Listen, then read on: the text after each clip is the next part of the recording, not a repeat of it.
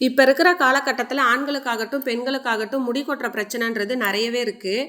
நாங்க எவ்வளவோ எண்ணெய் ரெடி பண்ணி ட்ரை பண்ணேன். எனக்கு எதுவுமே ஒர்க் அவுட் ஆவல. நான் ஒரு ஆயுர்வேதா டாக்டர் கிட்ட கேட்டுட்டு தான் இத ட்ரை பண்ணியிருக்கிறேன். இப்போ ஒரு ஈரம் இல்லாத ஒரு மிக்ஸி ஜார்ல 20 நெல்லிக்காய், 50 கிராம் அளவுக்கு வெந்தயம், 2 கைப்பிடி அளவுக்கு ஃப்ரெஷ்ஷான கருவேப்பிலைய தண்ணி சேர்க்காம கொர கொரப்பா அரைச்சு எடுத்துக்க போறோம். நம்ப இதில சேர்க்கக்கூடிய பொருள் எல்லாமே முடி வளர்ச்சிக்கு மட்டும் இல்ல, உடம்ப ரொம்ப குளிர்ச்சியா வச்சுக்கக்கூடிய சக்தி அதிகமா இருக்கு.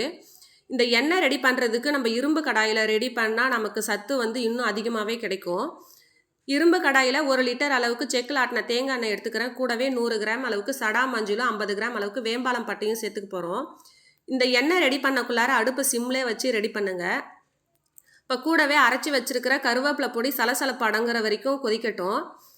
கருவேப்பிலை, சடா மஞ்சள்லாம் முடி வளர்ச்சியை அதிகப்படுத்தக்கூடிய சக்தி இதுக்கு அதிகமாக இருக்குது. இப்போ கூடவே 50 கிராம் அளவுக்கு ரோஸ்மெரி இலையும் சேர்த்து நல்லா கொதிக்க வச்சு எடுத்துக்கலாம்.